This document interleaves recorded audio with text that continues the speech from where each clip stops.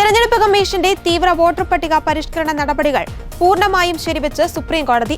തെരഞ്ഞെടുപ്പ് കമ്മീഷന്റെ ഈ നടപടി ഭരണഘടനയ്ക്ക് കൂടുതൽ കരുത്തും ജീവനും നൽകുന്ന ഒന്നാണെന്ന് കോടതി നിരീക്ഷിച്ചു. കൃത്യവും സമഗ്രവുമായ വോട്ടർ പട്ടിക തയ്യാറാക്കുന്നതിലേക്കുള്ള പ്രധാന ചുവടുവയ്പ്പാണിത്. നിലവിലുള്ള നിയമങ്ങളോ ഭരണഘടനാ വ്യവസ്ഥകളോ ഈ നടപടിയിലൂടെ ലംഘിക്കപ്പെടുന്നില്ലെന്നും കോടതി വ്യക്തമാക്കി.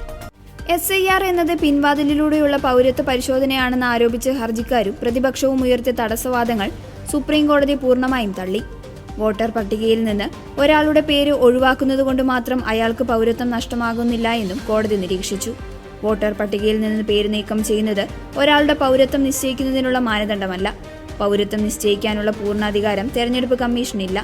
എന്നാൽ വോട്ടർ പട്ടികയിൽ ഒരാളെ ഉൾപ്പെടുത്തണോ വേണ്ടയോ എന്ന് തീരുമാനിക്കുന്നതിനായി പൗരത്വ പരിശോധനയുടെ പരിമിതമായ വശങ്ങൾ കമ്മീഷന് ഉപയോഗിക്കാമെന്ന് ജസ്റ്റിസുമാരായ സൂര്യകാന്ത്, ജോയി മല്യ ബഗാച്ചി എന്നിവരടങ്ങിയ ബെഞ്ച് വ്യക്തമാക്കി. 4 സുപ്രധാന മാനദണ്ഡങ്ങളെ അടിസ്ഥാനമാക്കിയാണ് കോടതി ഈ വിഷയത്തിൽ കമ്മീഷന് അനുകൂലമായ വിധി പുറപ്പെടുവിച്ചത്.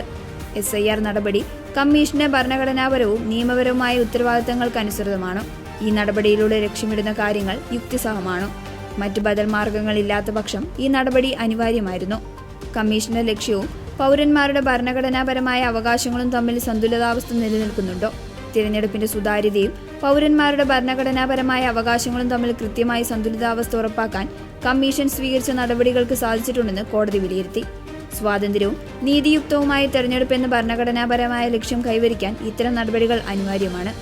പൊതുജനങ്ങൾക്ക് SIR പ്രക്രിയയിൽ പങ്കാളികളാകുവാനും പരാതികൾ പരിഹരിക്കാനുമായി ഈ പ്രക്രിയയിലുടനീളം നിരവധി അവസരങ്ങൾ കമ്മീഷൻ നൽകിയിട്ടുണ്ടെന്നും സുപ്രീംകോടതി തങ്ങളുടെ ഉത്തരവിൽ ചൂണ്ടിക്കാട്ടി.